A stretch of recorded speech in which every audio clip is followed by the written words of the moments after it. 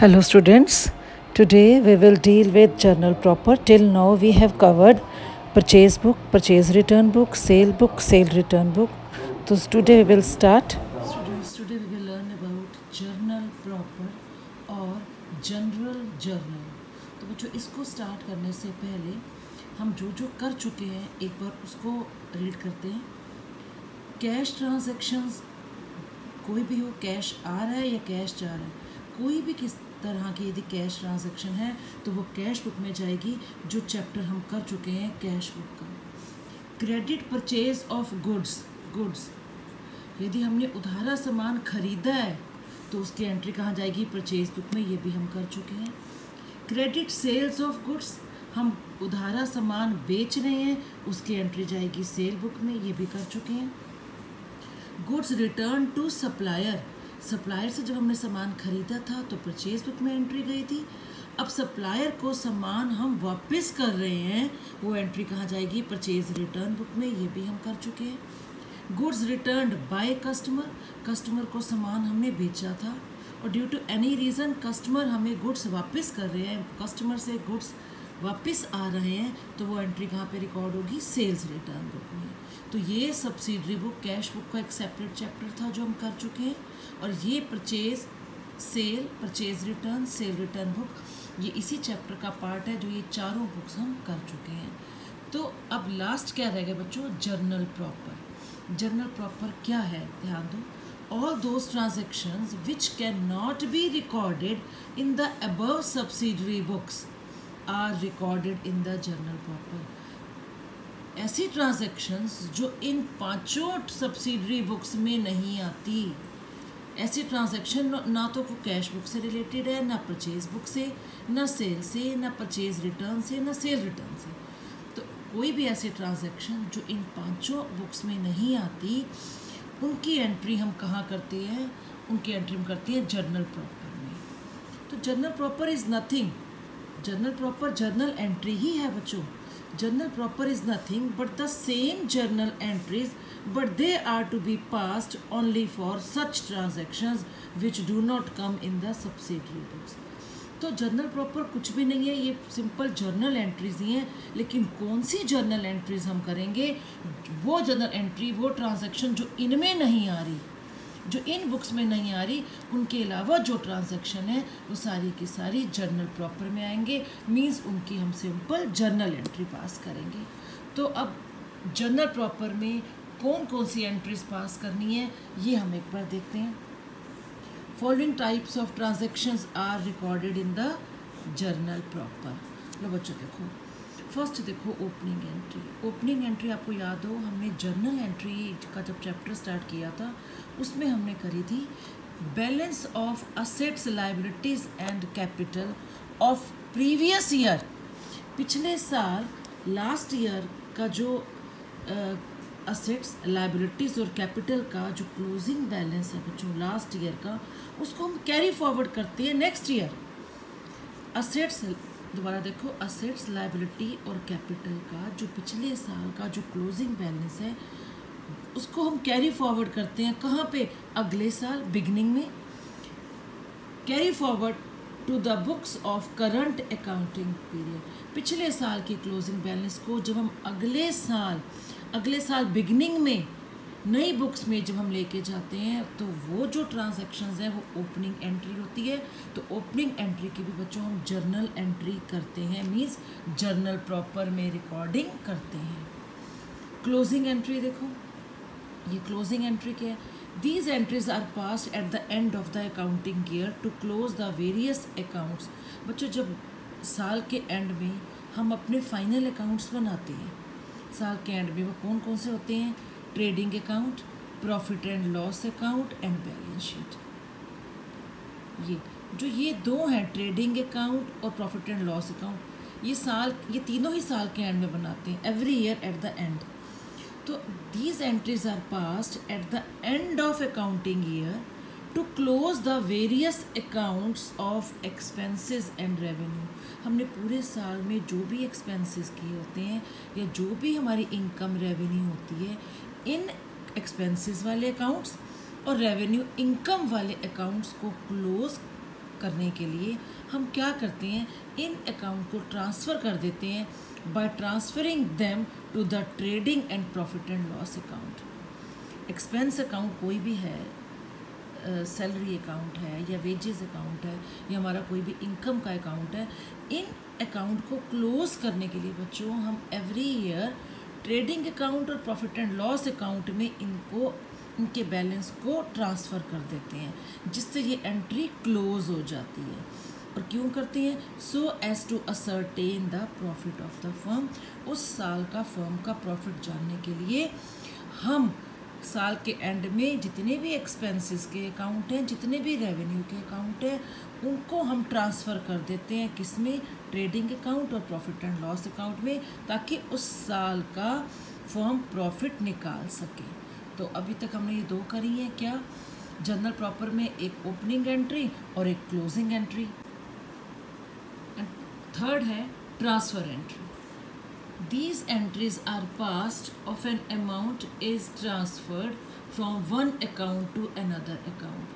ये transfer entry क्या है, जब एक अकाउंट का अमाउंट हम ट्रांसफ़र करते हैं दूसरे अकाउंट में तो वो ट्रांसफ़र एंट्री कहलाती है। For example, balance of drawing account, drawing account के बैलेंस को यदि फर्म कैपिटल अकाउंट में ट्रांसफ़र कर रही है तो उसको हम ट्रांसफ़र एंट्री बोलते हैं। और ये जो एंट्री होगी इसकी रिकॉर्डिंग भी हम जर्नल प्रॉपर में करेंगे। तो अभी हमने करी opening entry, closing entry, transfer entry. Fourth लो, rectifying entries. These entries are passed rectify the errors which take place. ये वो एंट्रीज हैं जो हम कब करते हैं, जब जर्नल एंट्री पास करते time, posting entries in the ledger account, जब हम जर्नल से लेजर में एंट्रीज को पोस्ट कर रहे हैं तब, या जब लेजर बनाने के बाद लेजर की बैलेंसिंग कर रहे हैं।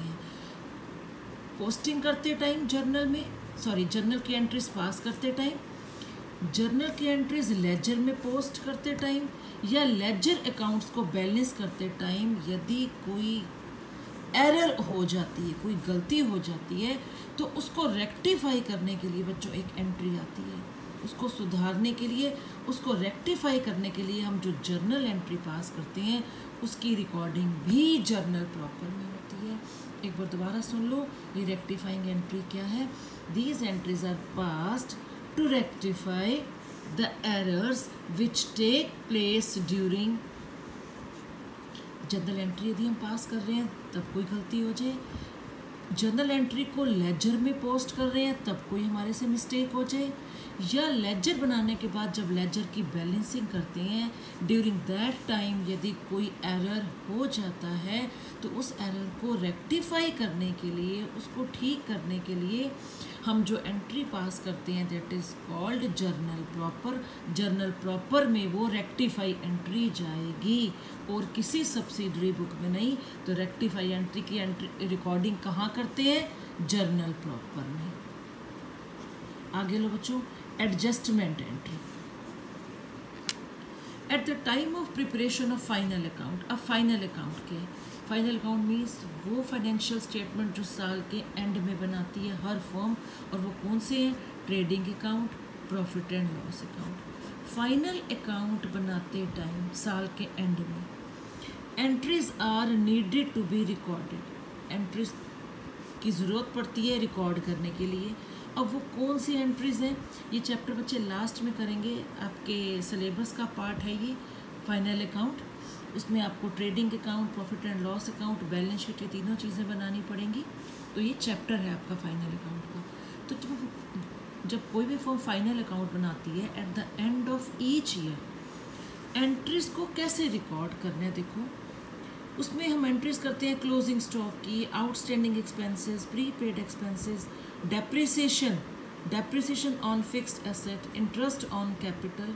तो जो ये सब एग्जांपल मैंने दिए हैं, इनकी जो एंट्रीज हैं, closing stock, outstanding expenses, prepaid expenses, depreciation on fixed asset, interest on capital, इनकी जो रिकॉर्डिंग है, इनकी जो एंट्री है उसको भी हम जर्नल प्रॉपर में रिकॉर्ड करेंगे। फाइनेंशियल स्टेटमेंट में तो एंट्री होगी ट्रेडिंग और प्रॉफिट एंड लॉस में।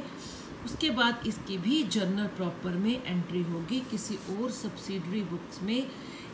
इनकी ये जितने भी मैंने आपको आइटम्स लिखी हैं, इन टर्म्स की जो एंट्री है वो जर्नल प्रॉपर में होगी।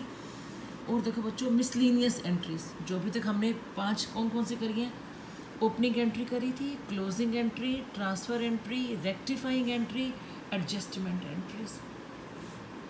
अब ये लो मिसलीनियस एंट्रीज, इनके अलावा और कौन कौन सी चीज़ें हैं जो जर्नल प्रॉपर में जाती हैं। फर्स्ट देखो, परचेज ऑफ एन असेट। ध्यान दो बच्चों, हम परचेज बुक में करते हैं परचेज ऑफ गुड्स जिसमें हम डील कर रहे हैं। यदि फर्म कोई असेट परचेज कर रही है other than purchase of goods, जिस गुड्स में हम डील कर रहे हैं उसके अलावा यदि फर्म कोई असेट खरीद रही है, उसकी भी जर्नल प्रॉपर में एंट्री जाएगी। असेट लिखा है यहाँ पे, गुड्स नहीं लिखा, तो purchase of an assets on credit, उधारा कोई हम असेट्स खरीद रहे हैं तो जर्नल प्रॉपर में। Sale of an old asset, firm अपनी कोई पुरानी असेट बेच रही है, यहाँ पर भी गुड्स वर्ड नहीं है। यदि परचेज सेल ऑफ गुड्स होता तो वो सेल बुक में जाती है एंट्री। तो sale of an old asset on credit, firm उधार पे अपने असेट्स बेच रही है तो जर्नल प्रॉपर में जाएगी एंट्री। बैड डेट्स, हमारे डेटर्स ने हमारे पेमेंट करनी थी, अब वो नहीं दे रहे, उनके पास पैसे नहीं हैं ड्यू टू इंसॉल्वेंसी, तो बैड डेट्स की एंट्री कहाँ जाएगी, जर्नल प्रॉपर में। प्रोविजन फॉर डाउटफुल डेट्स, ये क्या होता है बच्चे, हमें यदि पता है कि डेटर्स ने हमारे पेमेंट देने हैं, से फॉर एग्जांपल 10,000, तो डेटर्स हमारे कम फुल अमाउंट नहीं देगा, डेटर्स कुछ ना कुछ कम करके ही देगा, से फॉर एग्जांपल 9500, 9600, तो हमें ये डाउट पहले से ही हो जाता है कि डेटर फुल पेमेंट नहीं करेगा। इन सम केसेस, ऐसा नहीं कि सभी नहीं देंगे, कुछ केसेस में डेटर्स या कस्टमर फुल अमाउंट नहीं देते, तो उसके लिए फर्म पहले से ही प्रोविज़न फॉर डाउटफुल डेट्स, हम एक प्रोविज़न बना लेते हैं इस लॉस को कवर करने के लिए। कौन सा लॉस, जितना अमाउंट डेटर लेस देगा, कम देगा, तो प्रोविज़न फॉर डाउटफुल डेट्स की एंट्री भी हम जर्नल प्रॉपर में रिकॉर्ड करेंगे। डिस्काउंट अलाउड, हमने डिस्काउंट दिया कस्टमर को, डिस्काउंट रिसीव्ड, हमें डिस्काउंट मिला। Provision for discount on debtors या क्रेडिटर्स, हम अपने डेटर्स को डिस्काउंट दे रहे हैं फॉर क्विक पेमेंट, डेटर्स ने हमारी पेमेंट देनी है बच्चों, डेटर्स हमारी क्विक पेमेंट कर दे, हम इसके लिए उसको डिस्काउंट दे रहे हैं, उसका जो प्रोविज़न बनाते हैं।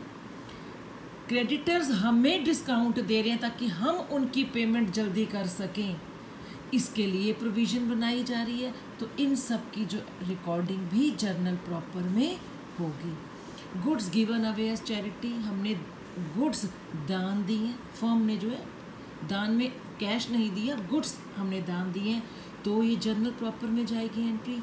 Goods taken away by the proprietor या ओनर फॉर पर्सनल यूज़, मालिक जो है प्रोप्राइटर पर्सनल यूज़ के लिए अपने घर गुड्स ले गए, अपने पर्सनल यूज़ के लिए गुड्स ले गया, तो जर्नल प्रॉपर में। Goods distributed as free sample, firm की पब्लिसिटी, फर्म की एडवर्टीजमेंट करने के लिए फर्म ने गुड्स फ्री बांटे हैं, ये जर्नल प्रॉपर में जाएगी entry. Loss of goods by fire, theft या एक्सीडेंट, आग लग गई है तो गुड्स जल गए हैं, एक्सीडेंट के केस में ख़राब हो गए हैं गुड्स चोरी हो गए हैं, इस केस में भी एंट्री सब्सिडरी बुक्स बना जा करके जर्नल प्रॉपर में जाएगी। और लास्ट है अलाउंसेस और रिबेट गिवन टू कस्टमर, हम अपने कस्टमर को जो रिबेट दे रहे हैं, जो डिस्काउंट दे रहे हैं, उसकी रिकॉर्डिंग भी जर्नल प्रॉपर में करेंगे। तो ये सब चीज़ें हैं जिनकी एंट्री हम subsidiary books, cash book, purchase book, purchase return, cell book, इनमें ना करके हम जर्नल प्रॉपर में इनकी रिकॉर्डिंग करते हैं। तो let's do one sum just to clear all these concepts. So students, let's do some examples of journal proper. First transaction is plant purchased, goods नहीं लिखा, plant purchased from Amar on credit rupees 15,000, हमारी firm ने plant purchase करा अमर से on credit. ये क्या हो गया? Purchase of an asset. यदि परचेज ऑफ गुड्स होता तो परचेज बुक में एंट्री जाती, इसमें फर्म असेट खरीद रही है तो जर्नल प्रॉपर में ये देखो क्या एंट्री बनेगी? प्लांट परचेज की है। प्लांट क्या है? असेट। और असेट जब इंक्रीज होते हैं तो डेबिट होता है। ये जब जर्नल एंट्री हमने करी थी तो सारे रूल्स आपको समझाए गए थे। तो जर्नल प्रॉपर करने से पहले आप जर्नल एंट्री की वीडियोस एक बार देखना, तब एक बार आपको रूल्स जो हैं रिकॉल हो जाएंगे। तो प्लांट हमारा असेट है। जब असेट को हम असेट इंक्रीज होते हैं तो डेबिट करते हैं। Plant account debit. हमने प्लांट जो परचेज किया है वो क्रेडिट परचेज करा है, पेमेंट नहीं दी। इट मीन्स हमारी लायबिलिटी बढ़ गई है अमर की तरफ। अमर को हमने पेमेंट करनी है तो हमारी लायबिलिटी भी इंक्रीज हो गई है। और जब लायबिलिटी इंक्रीज होती है तो वो क्या होता है? क्रेडिट। तो प्लांट अकाउंट डेबिट टू अमर 15,000। यहाँ नरेशन हर एक एंट्री के बाद ज़रूर लिखनी है आपने। सेकेंड है salary outstanding for March 2010 ₹4500। Salary outstanding या सैलरी ड्यू, दो वर्ड्स हैं इसके लिए। सैलरी ड्यू या सैलरी आउटस्टैंडिंग। अभी भी फर्म ने अपने स्टाफ की सैलरी नहीं दी, देनी है। कितनी? 4500 रुपये। अब देखो सैलरी पे कर दी है या नहीं की, अभी देनी है।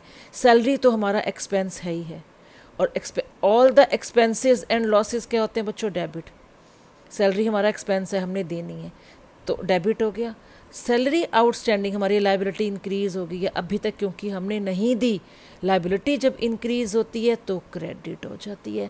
तो क्या एंट्री बनेगी? Salary account debit to outstanding salary account. Salary debit होगी और आउटस्टैंडिंग सैलरी क्रेडिट होगी। Insurance premium paid include ₹1000 as prepaid related to the next year. Insurance premium paid, हमें अमाउंट नहीं बताया हुआ। हमने जितना भी इंश्योरेंस प्रीमियम पे करा है इस साल उसमें 1000 इंक्लूड थे। किसके? Include ₹1000 as prepaid related to next year. बच्चों हमने जितना भी इंश्योरेंस प्रीमियम दिया है, से फॉर एग्जांपल 10,000 का दिया है, उसमें 1000 उस चीज़ के इंक्लूड थे जो इंश्योरेंस प्रीमियम हमने अगले साल का भी 1000 पहले दे दिया। मीन्स उस 10,000 में 9,000 इस साल का प्रीमियम था, 1000 जो हमने फालतू दिए वो नेक्स्ट ईयर का प्रीमियम था। इट मीन्स अगले साल का हमने पहले ही पे कर दिया। प्रीपेड इंश्योरेंस, और प्रीपेड इंश्योरेंस क्या बच्चों? हमारा करंट असेट होता है। करंट असेट ये डेबिट हो जाएगा। प्रीपेड इंश्योरेंस असेट इंक्रीज हो रहे हैं। Prepaid insurance account debit to insurance account.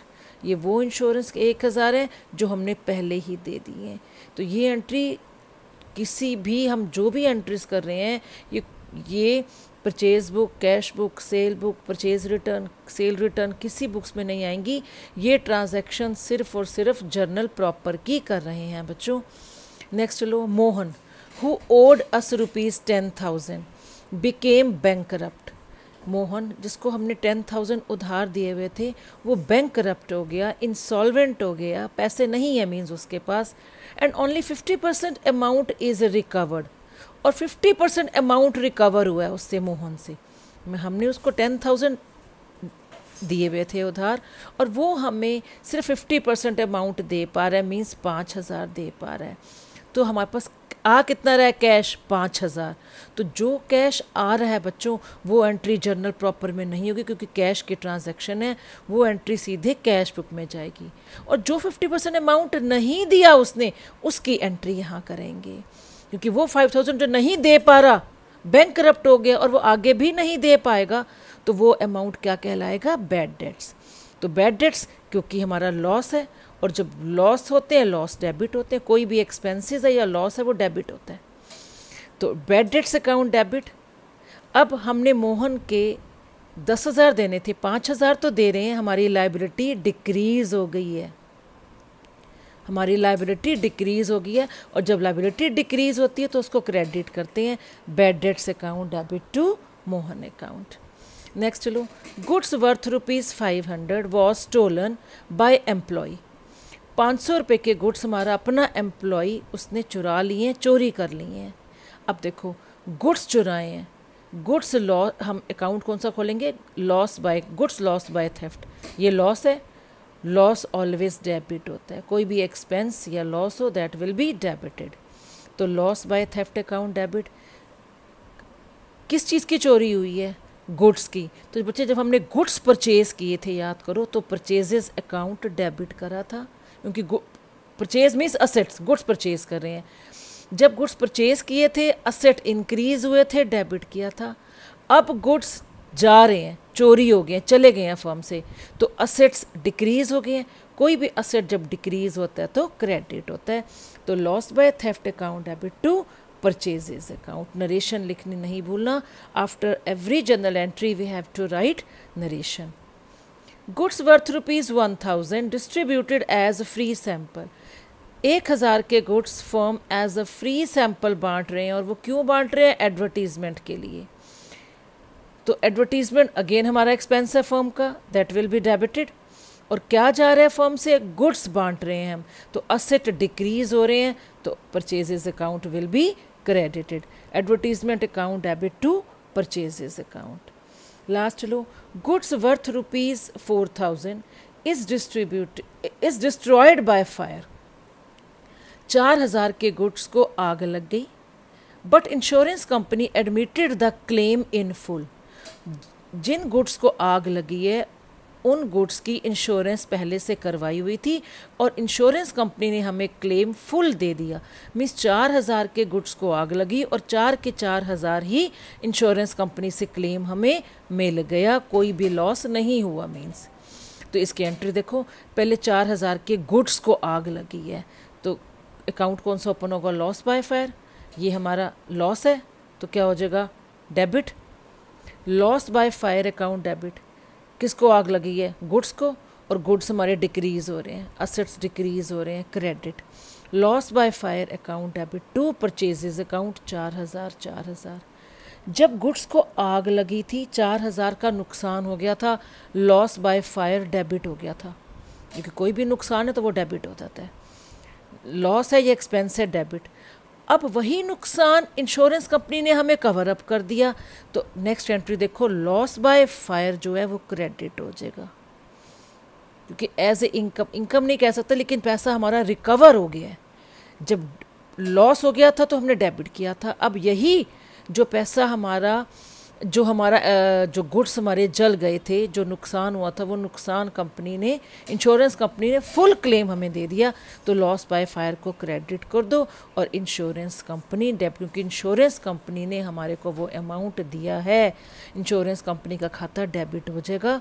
तो 2 एंट्रीज बनेंगी इस ट्रांजैक्शन से, पहले जो गुड्स को आग लगी उसका, और ये जो एंट्री है ये इंश्योरेंस कंपनी ने अभी दिए नहीं है, ये इंश्योरेंस कंपनी की तरफ से ड्यू हो गए हैं, ये ड्यू की एंट्री है कि इंश्योरेंस कंपनी ने अभी जो गुड्स का जो लॉस है उसका अमाउंट अभी देना है, तो इंश्योरेंस कंपनी की अमाउंट की ये ड्यू की एंट्री है, अभी रिकवर नहीं हुआ, दिया नहीं है इंश्योरेंस कंपनी ने।